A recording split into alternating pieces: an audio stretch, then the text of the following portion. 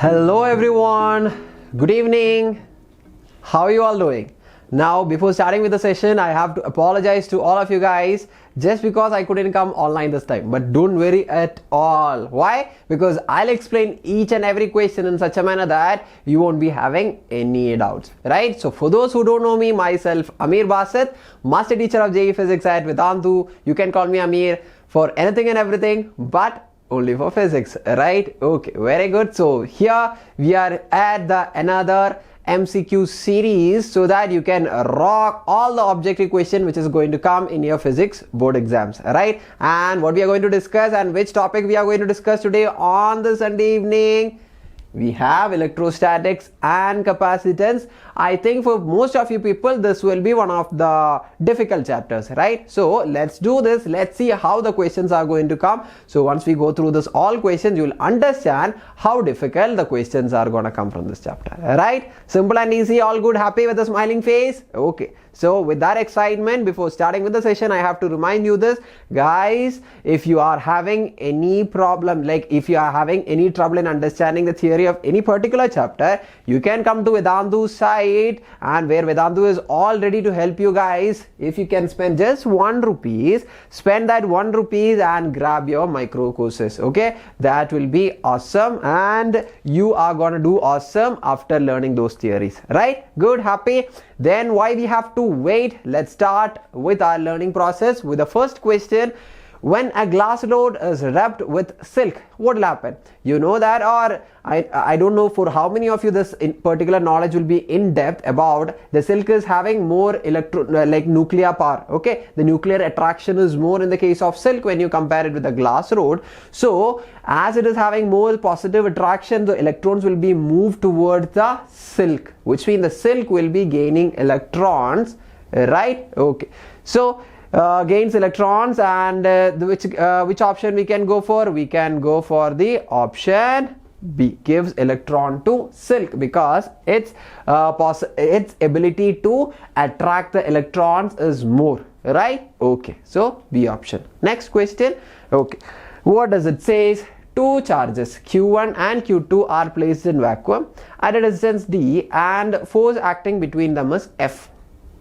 Okay, so let's write it down. I hope you can see the options, right? Okay, so two charges are kept and the force between them is F. So with red you can't see, so F is equal to 1 by 4 pi epsilon 0 Q1 Q2 divided by distances D square. Okay, no doubt in this, right?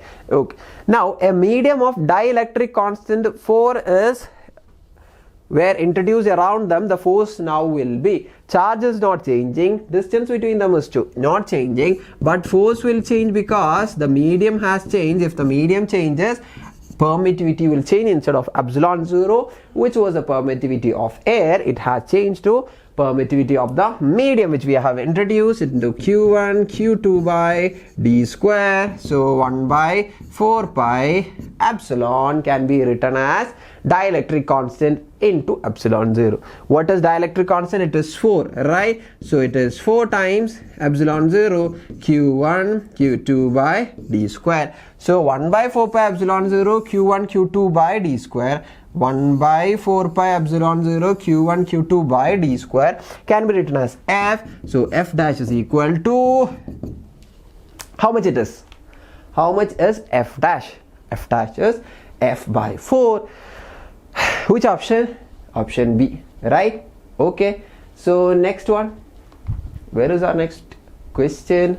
Yes, a charge Q is divided into two parts, small q and capital Q minus small q. If the Coulomb repulsion between them when they are separated is to be maximum, the ratio Q by Q should be. So you have two charges. Okay, so one charge is Q, the other charge is Q minus Q, and they are created from the capital charge Q. That's all. So if they are kept at a distance D, the force that they would be feeling is, let's write it over here.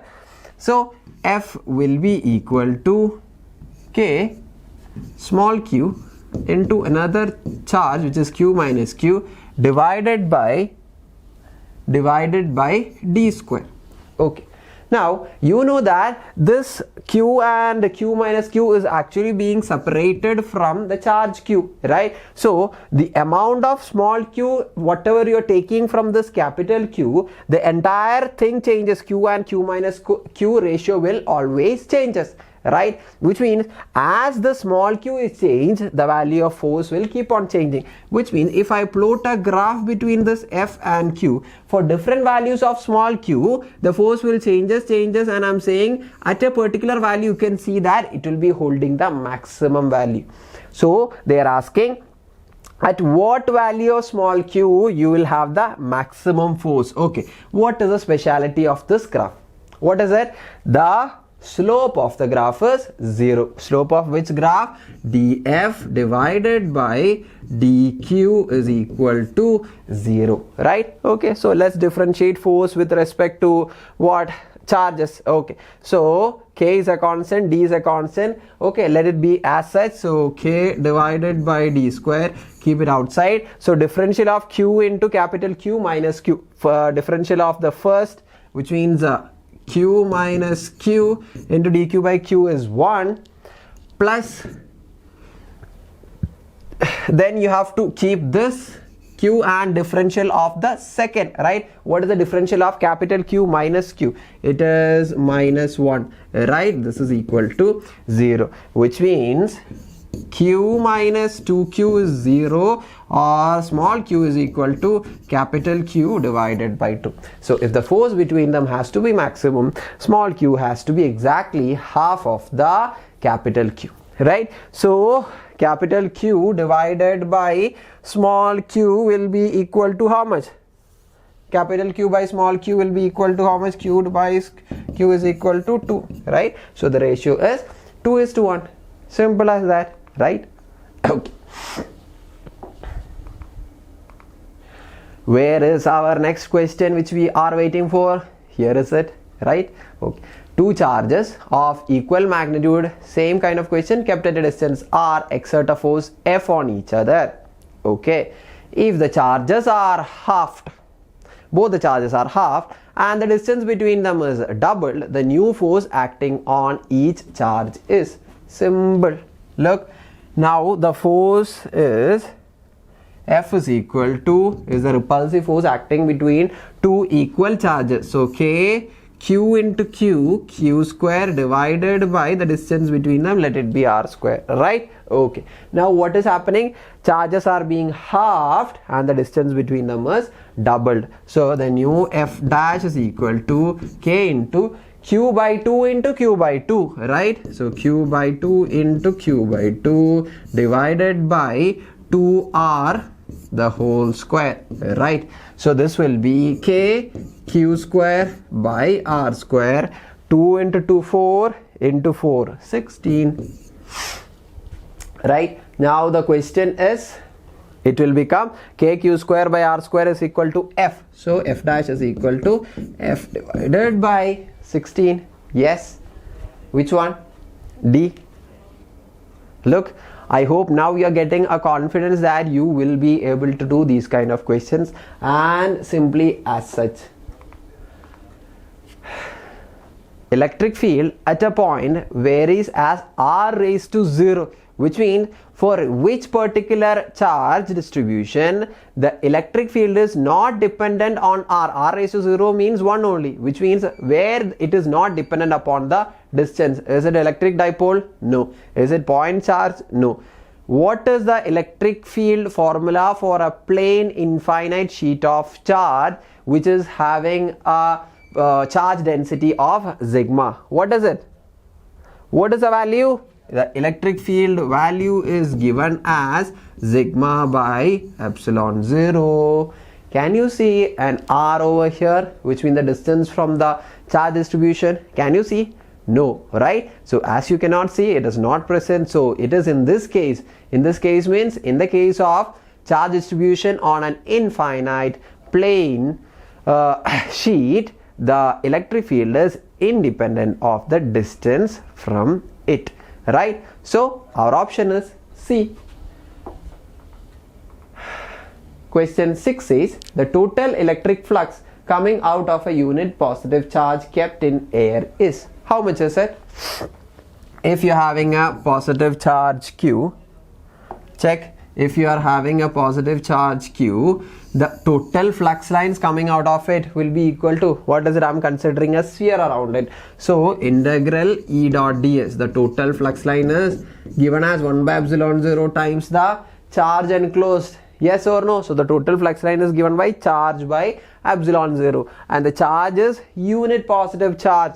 So Q is 1, so epsilon 0 the whole raised to minus 1 is the total flux lines included or produced by this particular point positive charge. So which B? Simple, right? Okay. Where is our next question? Look how fast we are moving. So we are moving fast to show that you can also move very fast with this question, and you can save your time for the other theoretical questions in your paper, right? So electric field lines provide information about what all information you will get from the, if you draw the tangent to the electric field lines, it will show the direction, right? So it will show direction.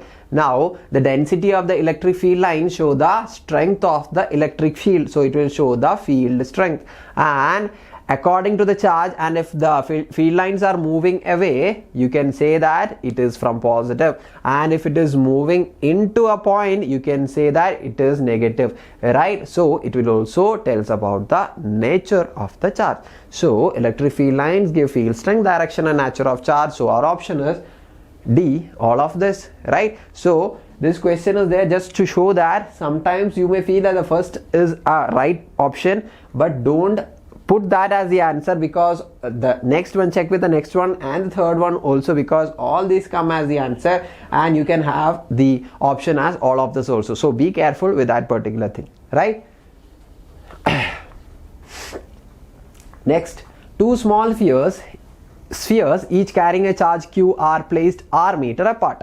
Okay, if one of the sphere is taken around the other on a circular path of radius r, the work done will be equal to. Now you have a charge over here, let me draw it. So you have a charge Q, okay, so another charge of plus Q is over here. You are taking this in a circular loop, okay. How can you take this in a circular loop? Because of the centripetal force provided by this plus Q, 1 by 4 pi epsilon 0 Q1 Q2 divided by r square, right? And the displacement of the particle is obviously tangential, which is perpendicular, right? So centripetal force into displacement, and work done is equal to formula F dot S. Force into displacement into cos of the angle between the, what is the angle between the force component and the displacement component? It is 90 degree. So what is the work done? Work done is 0 in this particular case, right? Understood? Why? Again, because the displacement and the centripetal force, the force or the force which is giving the centripetal force is the electrostatic force that is acting between two charges, right? Understood, I hope. Where is our next? Okay, if a unit positive charge is taken from one point to another over an equipotential surface, then work done formula. Again, work done in this particular case can be written as what? Okay, work done can be written as, 1 minute, work done is equal to change in potential energy, okay, so that is equal to Q into change in potential. So work done is equal to charge into change in potential, right? That is the basic formula. What is the change in potential in an equipotential surface if you take the charge from one point to another point? Equipotential surface, the name itself says that the potential is the same. So what will be the potential difference on an equipotential surface? It is 0, right? So delta V is 0. So work done will also be, guys tell me, work done will also be how much? It will be 0. Simple. So 10 questions we did. I hope you are able to get it right. Okay, the work done in bringing a unit positive charge from infinite distance to a point at distance x from the positive charge q is W. What is it again? The work done for bringing a unit positive charge from infinity to a particular point in an electric field is given as W. That itself is a definition for what? Electric potential. So electric potential means it is a work done for bringing a unit positive charge from infinity to that point without accelerating, right? And that work done is given here as W, and that work done is equal to equipotential according to the definition. So when they are asking you, the potential at that point is equal to work done, which is W. So our answer is which one? It is option B.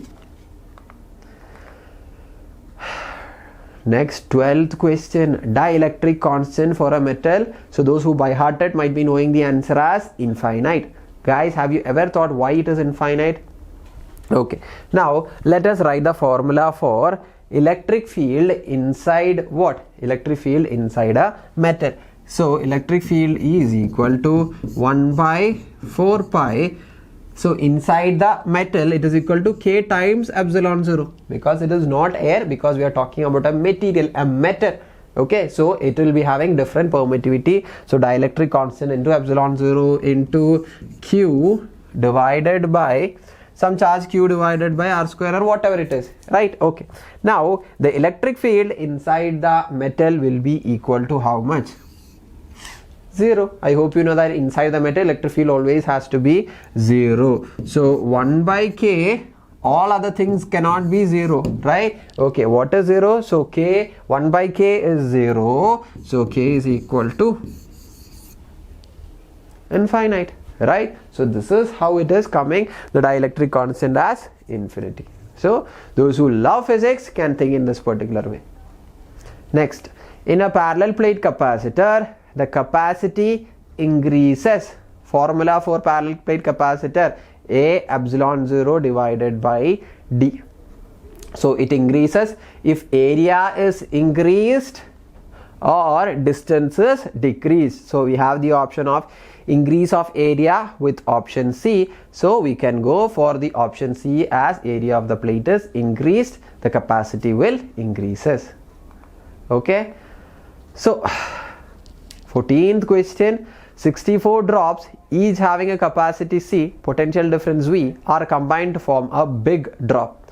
If the charge on the small drop is Q, then the charge on the big drop. Okay, so small drop is Q. How many such drops are formed? Are there? 64 drops are there. So total charge is 64Q, right? Okay, though 64Q is made into as a big drop which contains 64Q, so the total charge will be equal to 64Q itself. So the question is given this big just to make you confused and think that there is something else also happening here. Nothing else is happening, it is just the addition of charges happen. So you can have the answer for this question as option D, 64Q. So these are the questions that you can expect from this particular chapter. I hope you have understood. So I hope you were also able to do it along with me, which means you are good in this chapter. You can get full marks in your MCQ or multiple choice question which has come from this chapter, right? So if you guys are having any doubt in any of the chapters, we are already so in physics I have already done the explanation. It is still available in the YouTube, guys. If you want any theoretical explanation, derivation for each chapter, it is done. You can see it in the YouTube. You can type my name and the particular chapter, it will be appearing. Previous year questions are also being done there. You will find it really good, so don't forget it. And guys, I hope you might have liked or understood this particular class, right? Which means it will be a like from you. So what you have to do to show that or to let me know that you also like my class, so hitting this like button will make me understand that you are understanding